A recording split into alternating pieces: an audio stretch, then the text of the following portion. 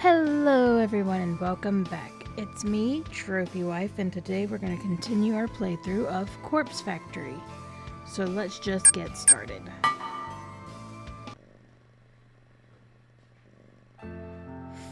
The grisly visage of all the slain people on the train platform was burned into my mind's eye. Every time I started to drift off to sleep, a splash of blood or a fleck of gore would appear in their thoughts and I would snap awake. And the sight of Ida with the knife sticking out of her neck made me shiver more than a few times. Nevertheless, I'm here now at the office as usual. Witnessing violence on that level in person was a different experience than I had expected it to be. However, it has helped me steel my resolve.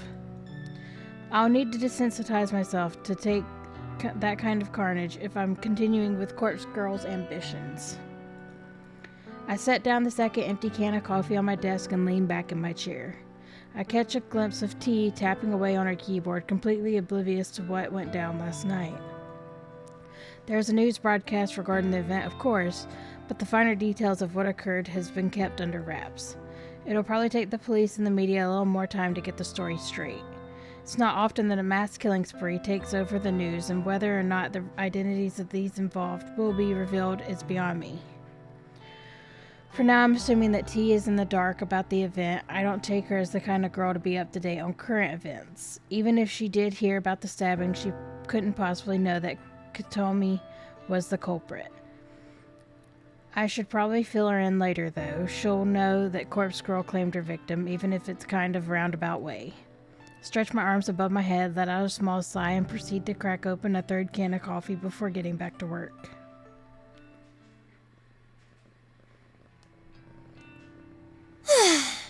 You got a minute? Shit, yeah. I wanted to speak to you anyway. Oh, okay.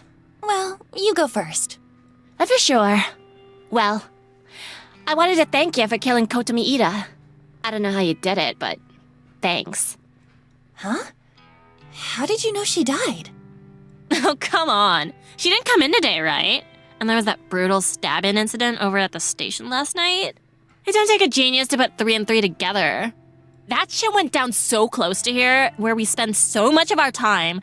Chances were good that it affects someone you know. Shake my head at her logic. The city is home to more people than you could count. I don't know how she came to that conclusion, but the fact she's actually correct just blows my mind. Well, yeah. I guess that's it then. I'm thankful. For serious. Yeah, Corpse Girl really did me and Shinya solid. If there's ever anything you need, like, no matter how dirty, then count me in. I owe ya. Thanks. I'll keep that in mind. Sure. So, like, what'd you want to say to me? Oh, I was going to tell you that Kotomi is dead. Beat you to it, skank! But I got a question or two. How'd you get someone to go on a killing spree and take Kotomi out along with the others? I mean, it wasn't you going around stabbing people, was it? No, of course not. Oh?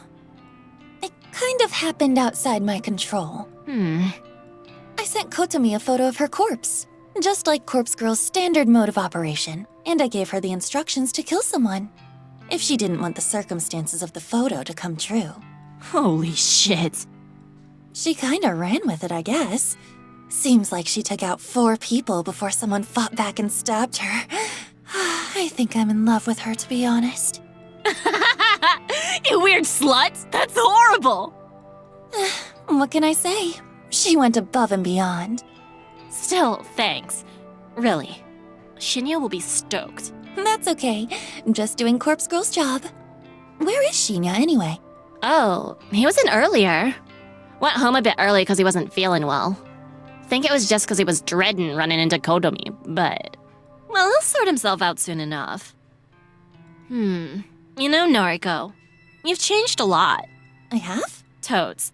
I mean, I know you act different around me now that we're friends, but it's more than that. You look, I don't know, kind of better? Healthy or something? Oh. I didn't know about that. Serious, though. I don't know. Maybe I just see it different now that I know who you really are. Maybe. Anyway, I'm gonna get going. You wanna grab a bite or something? Not today, sorry. Maybe another time?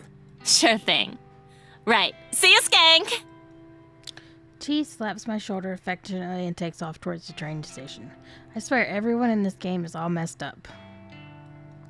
If I remember correctly, she did say that she'd be happy to help me out in the future, no matter how dirty the work is. I'll definitely have to take her up on the offer if it needs or rises. Another interesting thought crosses my mind. T seemed kind of surprised that I managed to manipulate Kotomi into going on a killing spree. To be honest, I'm also amazed I managed to pull that off. Which gets me thinking, would it be possible to manipulate more people in the future? After all, I came out of last night's ordeal with 500,000 yen in cash and a bunch of bodies claimed in Corpse Girl's name. It's a fascinating prospect. That might be something to this. If you can successfully pull the right strings, Corpse Girl's ultimate ambition might be fulfilled sooner than I thought. I continue to dwell on the ultimate possibilities. I make my way to the station.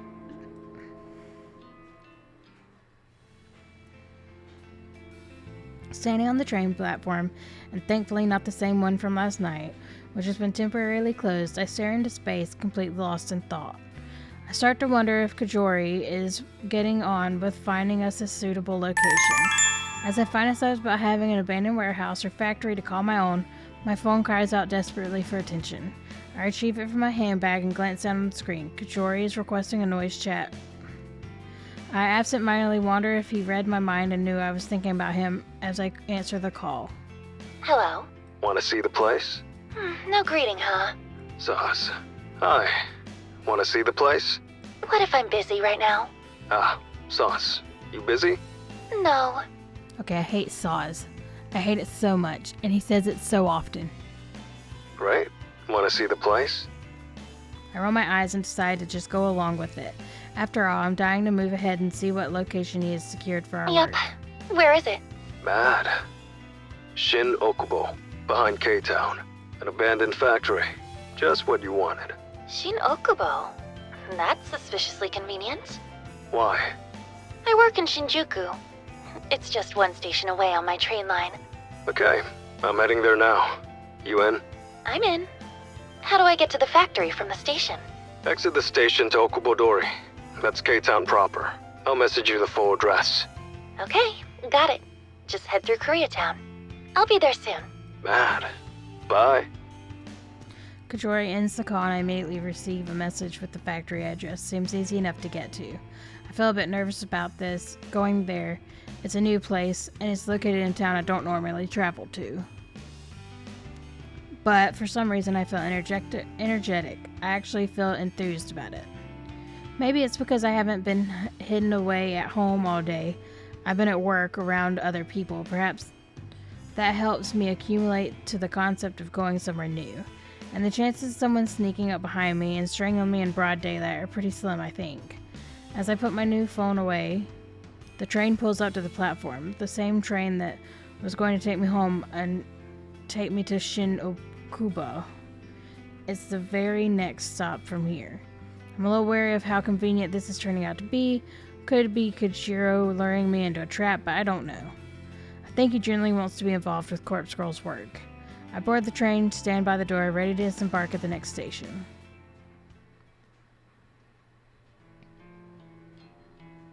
The abandoned factory is almost exactly how I imagined it would be.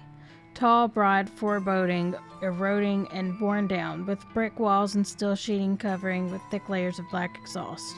Gigantic metal pipes protrude within and wrap around the exterior, only to re-enter through the vents here and there. A series of ventilation shafts and chimneys line the roof, but they don't release even a single puff of smoke. This place has been shut down for a long, long time. The front entrance is located at the rear of the small parking lot. It's a simple steel door that's been chained up and padlocked.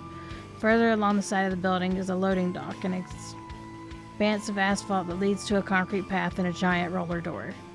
In the dock sits a derelict van covered in brown tarpaulin. This place is amazing! You haven't seen inside yet. I glance toward the steel door, securely chained shut, and wonder if anyone has entered within the last decade. If Kajori has checked out the inside, then he did well covering his tracks. How do we get in? Around here. I follow his lead and he walks towards the corner of the building. A steel railing bars our path, but he swiftly hurdles over it and continues down the side of the factory. I take a minute to climb the railing, making sure not to twist my ankle as I stick the landing on the other side. Through here. Kajori points to an open window. Thankfully, that seems to be enough of a gap for someone as large as Kajori to slip through. I shouldn't have an issue getting in either, despite my thin, heavy-set frame. Are you saying you're thin, or are you saying you're I'm confused. He slides in first, and I quickly follow.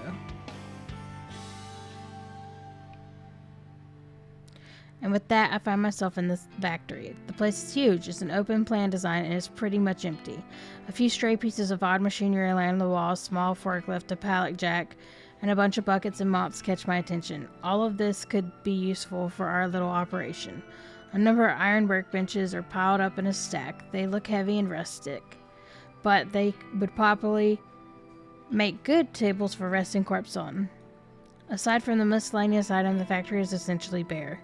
The concrete floor is in bad shape, cracked and worn from probably 50 years of use. The thick brick walls are scorched in some places and dented in others. Still, It's perfect.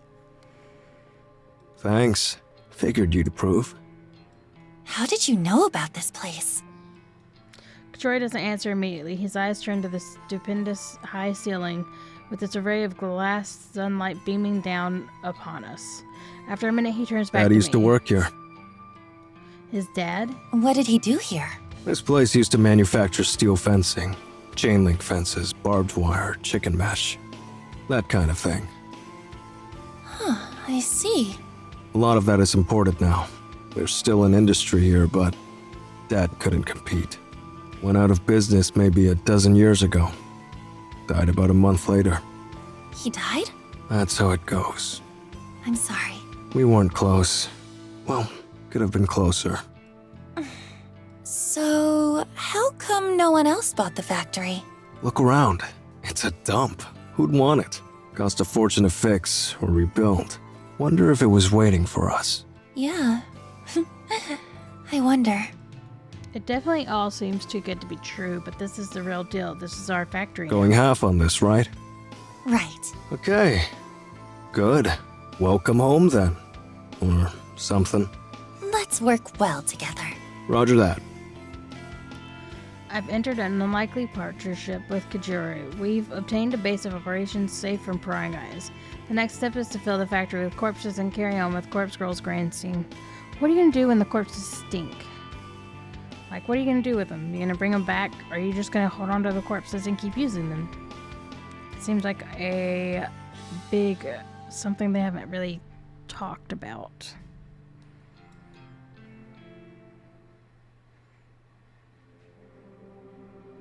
Thanks for accompanying me home. No problem. Should I come upstairs? No, I don't think that's necessary. Okay. By the way, when are we starting work? Well, as soon as as soon as Corpse Girl receives another request for a death, we can start on it. Oh, no grand heist from the morgue first? They really like talking in the open about this. Think about it. It's important that the cadavers I use match the details of my victims. I won't know what kind of cadaver to use until I receive a photo of the victim. Guess that makes sense. What's the big plan anyway? How do we lift corpses from the morgue? I had a feeling you would ask about this sooner or later. I did tell him I had the perfect idea after all. I imagine the biggest issue is writing off the bodies, so to speak. If a cadaver goes missing or is unaccounted for, there will be an investigation. Am I right? Guess so. We need to be able to take the bodies away from the morgue without anyone ever knowing they're gone. So, the solution is simple. We only take the cadavers that are due to be cremated. Okay, wise guy. A delivery company picks up the cremains nearly every day. Huh? Cremains? That's what the ashes are called. Oh, right. So what do we hand over? Empty canisters? It's simple. Fake ashes. Yeah, right. Fake ashes. Like I just have those lying around. Kajura stops mid-sentence and stares straight at me. Huh. Might be onto something. Don't tell me you do have those lying around. Not fake ashes. Real cremains. Bodies are cremated every day. Wouldn't be hard to take a bit off the top. Huh? Could probably get away with like A quarter? I'm confused. What are you talking about? Zaz. Every time someone gets cremated, I'll collect a quarter of the ashes, store them, put them aside. Won't take long to fill up a whole canister. Let me see if I follow you. You gather up a little bit of ash from every cadaver that gets cremated. Whenever we want to hoist a body from the morgue, we use the previously gathered ashes to fill a canister. We slap a label on it that says, "These are the remains of so-and-so." Then we take so-and-so out of the morgue. We record that their body has been cremated, when in reality, it's been snatched from the morgue. I imagine the canister of ashes just gets picked up with all the others going out on the same day. Pretty much. We also put a token in the canister. A token? Like a dog tag. Has the cadaver's serial number engraved on it. Normally attached to the body before cremation. They don't burn. Lets the cremains be identified later. I see. Can we get our hands on those tokens? Sure. The bodies we're lifting from the morgue are due for cremation anyway. I can get the tokens engraved without a hitch. Proper serial numbers and all. Okay, good. This is getting complicated, though. There's quite a bit we have to remember to do. Don't worry. I'll take you through it when we need to. Most importantly, I'll need to start gathering portions of cremains. Need to have those collected in advance. Yeah. Thanks. Really. No props. But big question remains. What's that? How do we move cadavers out of the morgue? Ever tried lifting a stiff? Not easy. And you're no bodybuilder. No offense. None taken? Look, security in the joint is minimal. I'm there alone like 90% of the time. We don't have to worry too much about getting busted. As long as we cover our tracks, of course, and only take cadavers we've written off, as you put it. Bodies nobody will come looking for. Hang on. Are there security cameras, alarm systems, anything like that? Don't think so. Plenty in the hospital proper, though. That's fine. As long as the morgue is clear. Still, answer my question. How do we move the bodies? You got a hearse? A truck? No, but surely we could get something. What about a small van? You got a license? No. Need a driver's license. And not just that, needs to be suitable for a van. A medium vehicle license, I think. Oh, I don't have a license, but surely driving a van can't be that hard, right? We could just rent a van and wing it. Uh-huh. Can't even rent one without a license. Okay then. Do you have the right license? Don't look at me. Never driven a vehicle in my life. Yeah, me neither. Great. So this is a bust. I put my head in my hands. We got so far. We secured a factory, planned out the heist, and... Hang on. I whip out my phone out of my bag, skim through my noise contacts. I'd prefer to text than call, but I'm too impatient right now and wait for a response. I start a voice chat request and wait for the recipient to answer. Hey, Skank, what up? I knew it was going to be T. Tomoe, hey, you got a sec? Sure. Do you have a driver's license? Yep. No car, though. Okay, what kind of vehicle is your license good for? Like cars and scooters. Not vans. I mean, I don't think so. I cursed under my breath. Yo, what's the problem? You need a lift or something? Not quite. I need to, pick something up. Oh, something big? That why you need a van? Yeah? I don't know if there's anything I can do about that. I can't even rent a van with my license. Yeah, I know. I shoot a deathly glance at Kajuro, and he just shrugs. Look of I told you so in his face. I mean, if you're desperate, you could just buy a van. Huh? I see secondhand vans listed for sale all the time. Check out the noise marketplace and the classifieds pages. No one will check for a license on a private sale. It's just one chump selling a van to another chump. Holy shit. You're right. You're a genius. Well, I don't know about that. Thank you. Oh, by the way, you wouldn't object to a driving gig, would you? I do owe you one, I suppose. You want me to drive a van, though? If I get busted on my license, I'll go to prison. You won't go to prison. It'll be a fine at most, I think. I look at Kajori and he gives me another shrug. Look, if you get a fine, I'll pay for it. That cool? Yeah, what the hell? What are the chances of getting busted anyway, right?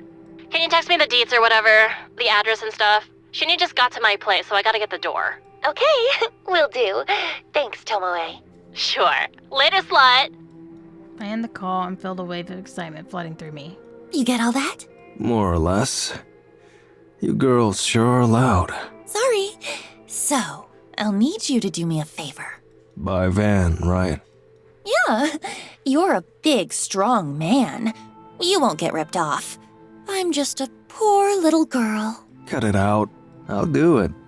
But you got the money? As a matter of fact. I finally remember swindling cool 500,000 yen from Ida just this week. We've got a 500,000 budget. Will that do? Maybe. Can't get you anything modern, but I'm sure it's enough. Great. You think you can get something tomorrow? I'll try. The noise marketplace, right? That's right. Well, no promises. I'll do my best. Thank you. Really. Yeah. Okay. I'm heading off, unless you actually do want me to come upstairs. No. Roger that. See you tomorrow. Kajori turns around and a little more than a wave exits the building and crosses the street. I quickly ascend the stairs with a slight spring in my step.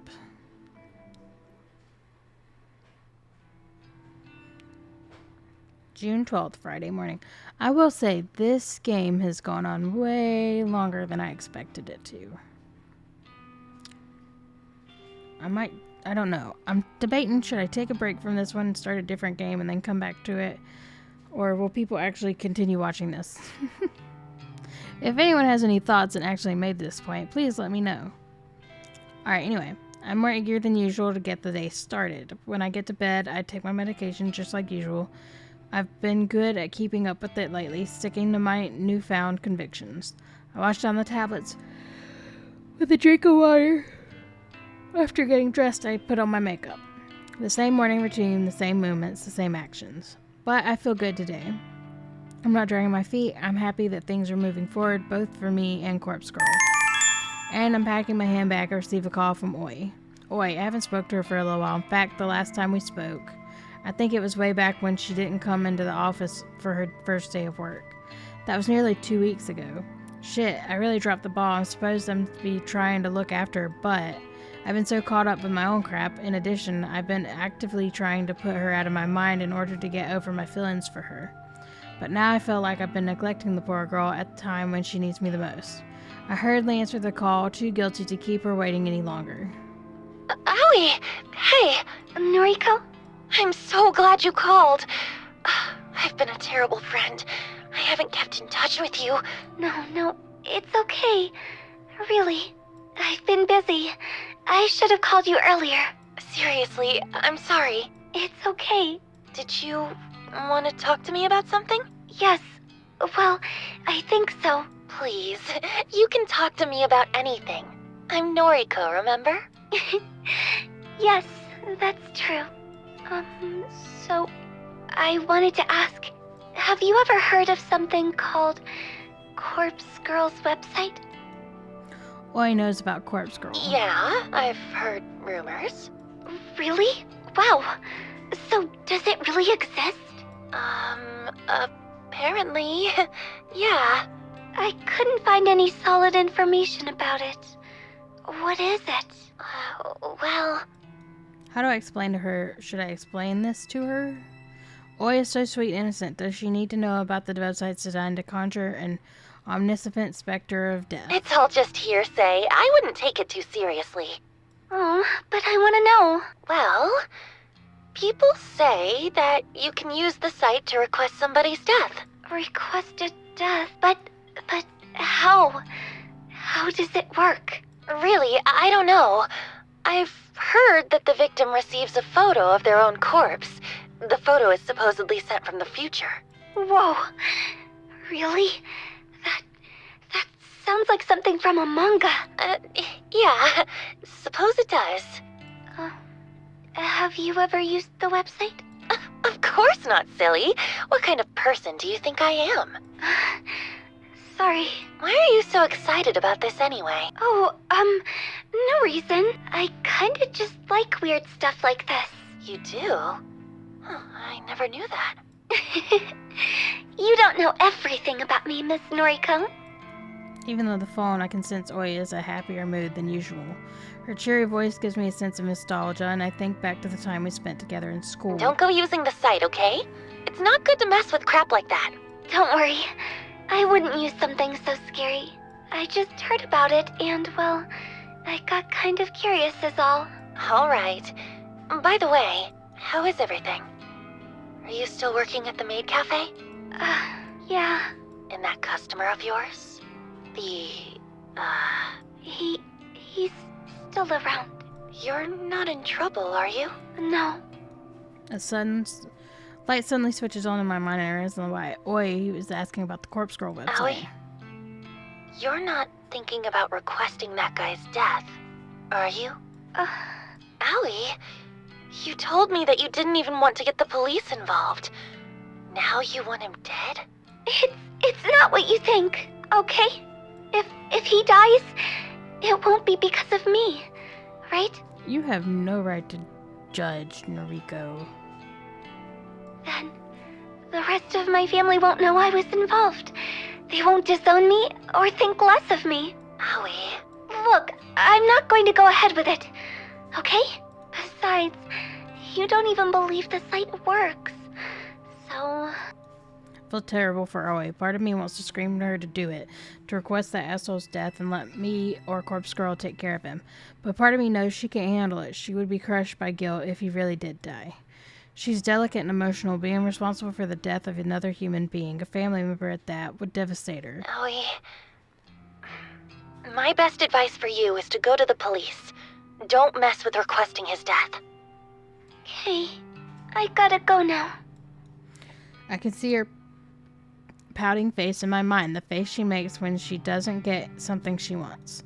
She's not a childish person, but her disappointment is often evident in her expressions. I'll speak to you soon, okay? Okay, bye. She ends the call and I have a sigh. I get the nagging feeling that she's going to do something brash, but really, can I blame her? The guy, whoever it is, has been harassing her for so long, it's only natural she'd want to be at wit's end. So, if it makes her request, I'll take care of him, and if the guilt eats away at her, I'll be there to comfort her. It's the least I can do as her friend Naruki. It's the least I can do as Corpse Girl. As I resume getting ready for work, I can't help but replay the conversation in my head. Oi definitely seemed excited about the prospect of Corpse Girl's website being the real deal. Excited, eager, filled with anticipation. That seems dizzying feeling I get whenever I'm waiting for the victim's death. Waiting for a victim's death. And then it hits me, and I immediately realize why Oi was so excited. Why she called me in the uncharacteristically talkative mood. She wanted my opinion on Corpse Girl's operated. She wanted affirmation, confirmation. She wanted reassurance that her victim really is going to perish.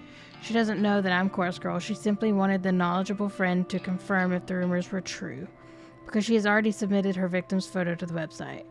And she can't wait to find out if he's going to die. Throwing my handbag on the floor, I grab my laptop from the bed. It's right there. I left it before falling asleep last night. I boot it up and log into Corpse Girl's website. The little blinking notification that I dream about seeing greets me. 3 new requests. 3 new requests? How? I can't believe what I'm seeing. I quickly queue up my photos to download. Well, we've seen her death, and she sent it for her to die, but I don't know who this one is. After a second, they all open up and I flick through them with a dumbfounded expression plastered across my face. They're all females, so that rules out my theory that Oi has requested the death of a guy harassing her. I suppose she really was just excited about the prospect of the website, but I haven't really gone through with anything yet. But what really surprised me is the new request is that I recognize one of these young women, yet another person I'm familiar with. Out of all the people in the world, what are the chances that knowing multiple people will request through the website? The girl is Emi Katsuno. If I remember correctly, she went to senior high with Oi, Shinya, and myself. I never liked her much. In fact, she was somewhat of a bully toward me. Nothing more than a name-calling. But in my mind, that's as bad as anything else. It's not hard to imagine someone wanting her dead. The other 2 are strangers. A ditzy-looking airhead with pink hair and a worn-out stained woman who could be anywhere from 20 to 40. To get 3 requests all at once is remarkable. How am I going to work through all these? It's a shame that my operation with Kajori isn't fully set up yet. It would be fantastic to go all out on these requests, secure some corpses, and take some timely, convincing photos. Well, there's no use stressing over. The best thing I can do is simply get to work on forging these photos. In fact, maybe I'll skip work today so I can dedicate the time to crafting these photos. It's Friday after all. It's pretty much the weekend. No one will care if I don't show up at the office. I nod to myself as if convincing my mind that I'm making is the right choice. I load up the database of the deceased.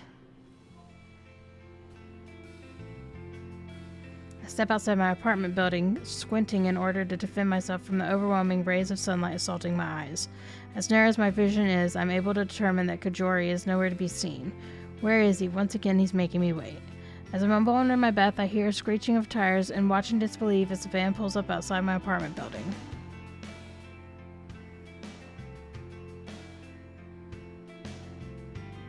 It's a beat-up old thing that may have been white, but is now covered in grime. The windows are neither tinted or encrusted with dirt. To my surprise, the windows on the passenger side lowers and I see familiar faces. Next to Kajori in the driver's seat is none other than T. She's waving and grinning like a lunatic. Hey, skank! So, how's this? My face must reveal my fury, because Kajori flinches before I can even respond. Where did you even get this piece of shit? Some guy. Some guy? What guy? Some guy from the noise marketplace. Only wanted $250 for it. So, here's the other half of your money back. You're welcome. He holds up a paper bag I gave him earlier. It seems to still have a bit of weight to it. When Kajori showed up at my apartment earlier this morning, he told me he'd found a great deal on a van. I had a good feeling about it, and I handed him the money to go and secure the vehicle. However, he mentioned that he needed a driver to haul it back. He asked me to call T for assistance. Thankfully, T agreed to help. Any opportunity to leave the office was good enough for her. I never expected her and Kajori to come back driving a death trap on wheels. Unbelievable. We're not going to die in this thing, are we? Who knows? It has AC! Great. Did you ask the guy if anyone has ever been murdered in it? What do you care? It's gonna see a lot of corpses before we're done with it. He's got a point, but I still don't feel good about it. We're picking up corpses in this thing. It's important. And you owe me one, remember? That shit's gross. I don't mind driving, but come on.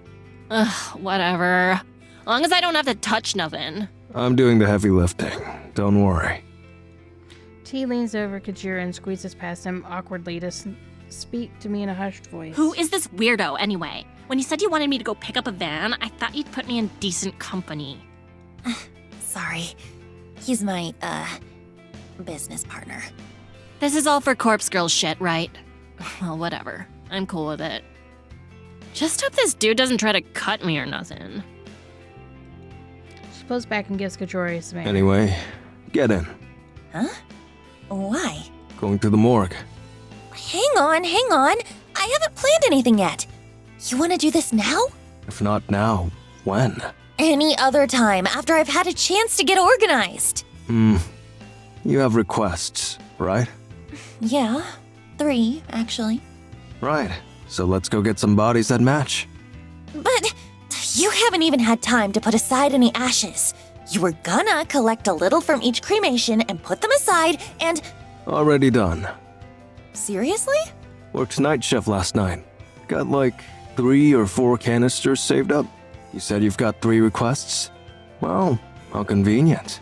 But... Look, this operation was your idea. You want to do it or not? Ugh. I'm just not ready. Kajori thinks he can just rock up to my place and take me to the morgue, somewhere I've never been. I've had no time to prepare myself, no time to even think about it. Visiting the factory yesterday left me feeling pretty exhausted. Having to tackle another new place today is simply too much to ask. I told you I'd guide you through the process, right? There's nothing to worry about. You don't understand. I've never been to the morgue before. T shoots me a quizzical look from behind Kajori. You nervous? I think I understand. For me, it's the most relaxing place on Earth. Really? Sure, no one to talk to me, no one to bother me. Unless you count the dead, of course. I suppose that's true. And you won't be alone. You've got me and this chick. It's Tomoe. Thank you very much. Right. Sauce. I take a deep breath and brace myself for the next thing I'm about to say. Okay, let's go. Troy is right, everything will be okay. I need to get used to going to the morgue. It's a new place, but it's going to be an essential place. I told myself that this is for our corpse girl, for me. For us. Kajori pulls the van sliding door open and I take a careful step inside.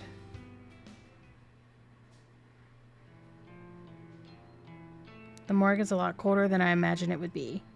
I berate myself for not bringing a sweater, but that's nothing I can do about it now. The place has an icy, otherworldly feel to it. It's depressing and clinical and devoid of hope. And then there's the stench. It's not as overwhelming as I feared it may be, but it lingers and claws at my senses. It clings inside my nostril and mouth and then the very interior of my skull. It's very easy to understand why Kajori's clothes always smell like this place. Once the odor gets a grip on you, it doesn't let go. Honey, I'm home. Poor joke and poor taste. Even for Kajori, I feel like I'm going to vomit. Even T is looking a bit paler than normal. I'm surprised she accompanied us inside after she spent the whole driving over insisting that she would stay in the van. They store bodies in here? Of course. See all these lockers? They're cold chambers. Pretty much all of them are full. A body in each.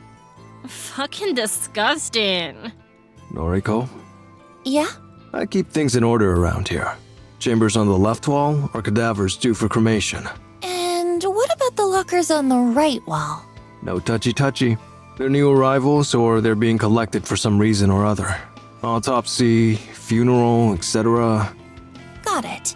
So, we can only make use of the cadavers in the lockers on the left wall. That's a bingo. I listlessly wander over to the left wall. There must be dozens of cold chambers here, all lined up in neat rows.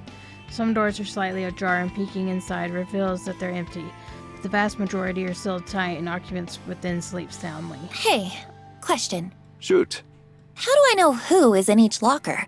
Like, if I wanted to get an old woman's corpse, do I just have to search blindly? Nah. Okay.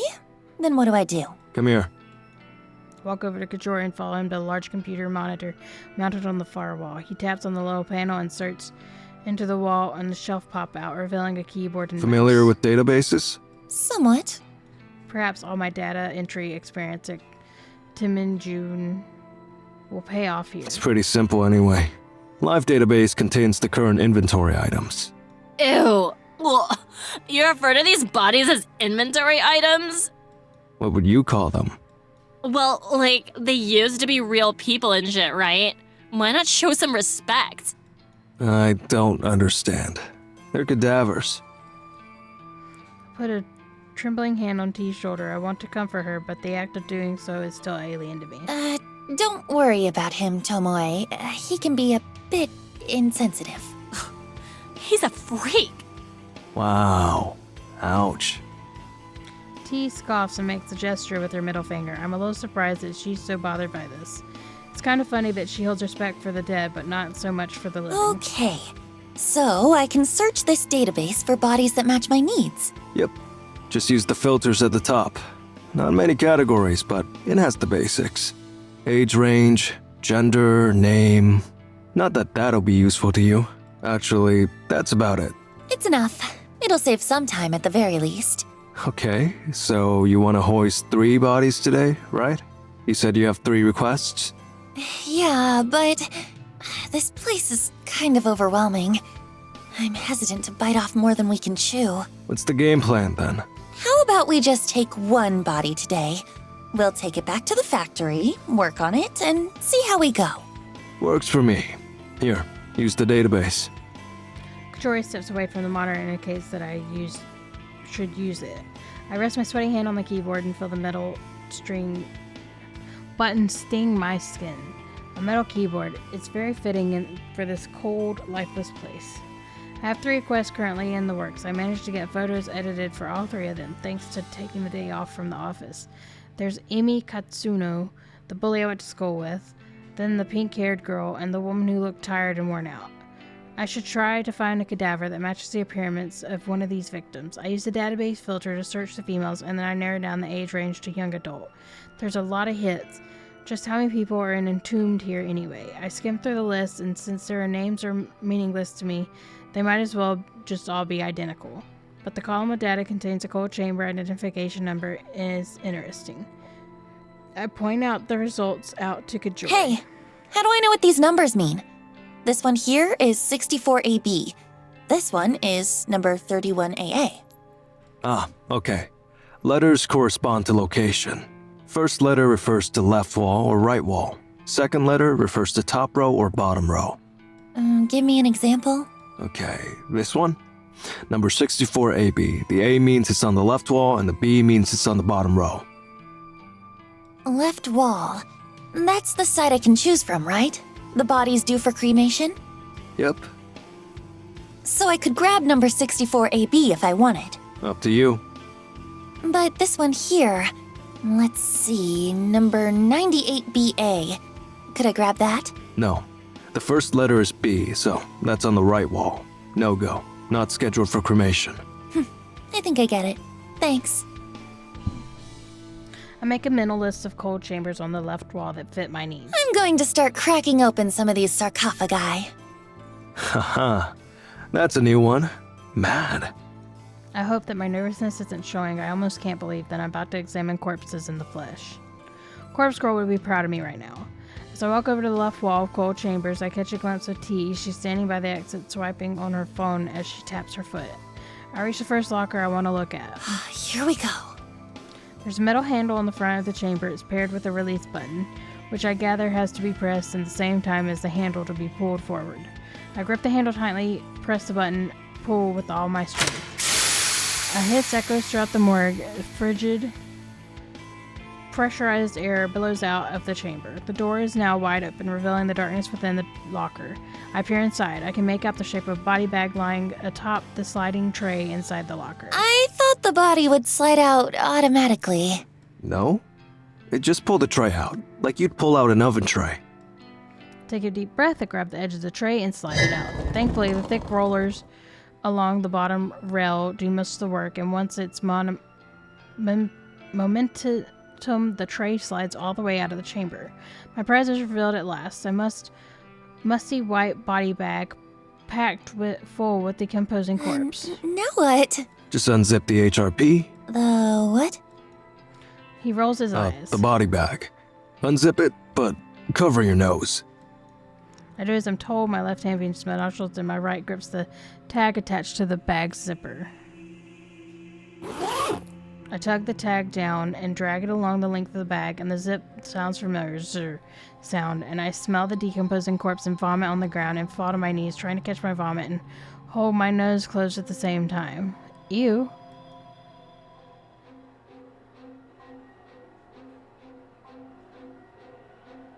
Tears well up in my eyes, and I can't help but cry as the stench strikes me across the face again and again, and the river of bile and sick pouring down my clothes feels like searing hot cattle prod against my skin.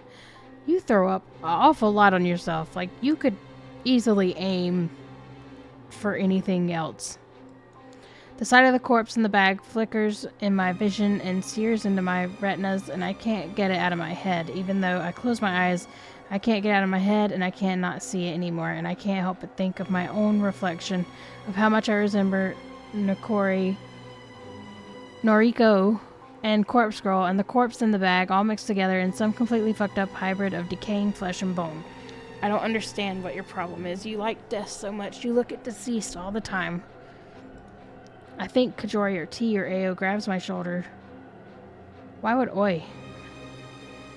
I think Kajori or T or Oi grabs my shoulders to drag me away from the body, but Oi isn't here anyway, and the hands feel so strong and warm and not brittle and lifeless like mine, and not slender and perfect like Oi's. But I get dragged away regardless, and my eyes are watering, and the fluorescent lights on the ceiling are magnifying my tears. I want to tear my eyes out and get the sight of the corpse out of my mind. I've seen so many corpses over the last year. I've seen countless photos of bodies dismembered and asphyxiated and electrocuted and shot, maimed and drowned, and yet the decaying corpse in the body bag, or the HRP as Kajori called it, is worse than any of them. It's worse than anything I could have ever imagined. And it's worse than me and worse than Corpse Girl. And for a fleeting moment, I began to question what I spent the last year doing. What am I getting involved myself? What am I doing involving myself with the dead and buried? The frantic screams of a girl resound in my ears, in my eyes, in my nostrils, and I think she's calling my name, but it doesn't sound like my name. It sounds like Noriko or something along the lines. Maybe Yoriko. Maybe she's calling out for my sister, but my sister isn't here, and Noriko isn't here, and I'm the only one here lying on the side on the cold tile floor, covered in warm vomit and hot tears, and I feel the body lying next to me and smiling, offer me a cup of coffee from a lovely French cafe I went to one time. I don't understand. The thing is, she's so obsessed with death, and then when she finally sees death, she just spirals. Like, I mean, really spirals. I mean, you see dead people when you go to funerals. Like, she just spiraled so far. I picture that lifeless corpse in my mind, smiling and calling me names like bitch queen or goth bitch or bitch bitch. Basically just any senseless name she can pair with the word bitch. That word I hate so much that Yuriko used to always call me, that mother used to always call me, that word that carries so much hate and contempt and yet rolls off the tongue so easily. The lifeless corpse keeps calling my names, keeps taunting me, keeps growing out her long blonde hair, and she taunts me with her fake smile, fake eyelashes. She corners me in the classroom and pulls my hair and rips out a fistful of it and laughs and calls me bitchy bitch, bitch, bitch. And screams and cackles, and I realize that she's always bullying me like this, and I hate her for it because I never did anything to her. I never did anything to Emi Katsuno. She always bullied me, but she never bullied Oi, because no one was allowed to bully Oi because the teacher all said so. They all said she's been through so much already, but it's okay to bully Noriko or me or I don't fucking understand this. She just keeps going on about herself like 5 different ways. That's fine, they all said. So Emmy liked to bully me and call me bitch and bitch, and she liked to pull my hair, and that's fine because hair grows back eventually, and it meant that she really didn't bully Oi in the same way. I was protecting Oi, and that's all that ever really mattered. And the corpse in my mind isn't Emmy, but it might as well be. It might as well be her, and maybe I can make it her. Maybe the corpse can become Emmy Katsuno, and if I send her the photograph of the corpse, then she might kill herself. She might kill herself. What? You went from being a sad sack of taters on the floor to all of a sudden going back to I'm gonna kill this person. Fuck. You're just mental. That's it right there. My neck cracks loudly as I sit up straight. I blink a few times and clear the tears out of my eyes, and the worried faces of Kajori and T appear in my vision. You okay? What the fuck, Noriko? I spit the remnants of vomit out of my mouth. I'm fine. You don't fucking look fine. You chucked up all over the place. I used to call it upchucked. She'll be right. Seen this kind of thing before. What do you mean? Pretty normal to react like that to a decomposing cadaver. Surprised you're okay, Tomo? It's Tomoe. Shit. Yeah, I'm fine. I don't like him, but I've seen corpses before. Well, I thought Noriko had too. Just pictures, I guess. I'm not forgetting the carnage I witnessed on the train station thanks to Ida. Somehow, seeing a stiff cadaver in a body bag was so much more overwhelming. Right. Are you really Corpse Girl? Apparently. Come on, let's get you up. T grabs me as sort of a bear hug and lifts me to my feet. Sorry about the vomit. It's fine. It's fucked up, but it's fine. Call it a day? I put my weight on my unsteady feet and step away from T. No. There's something I need to do. I stare straight at the corpse in the body bag. Her face is still exposed, lifeless and expressionless. Her hair is long blonde. I imagine her with a bit of makeup, blush, lipstick, some fake eyelashes. Whoever this was, she's exactly what I need for my next victim. That worked out well. Can we get her into the van? Okay, I'll grab a trolley. Tomoe, Give me a hand? Ugh, if I have to. I nod and whisper a small thanks to both of them. Still a little groggy and unstable, I make my way to the morgue's door. I'll wait in the van from now. So you're telling me she made the picture and then they went to the apartment, put the corpse bag outside of her door for her to see it, for her to kill herself. I need to take a moment to restore my energy. They would have been caught. The real work will begin when we get to the factory.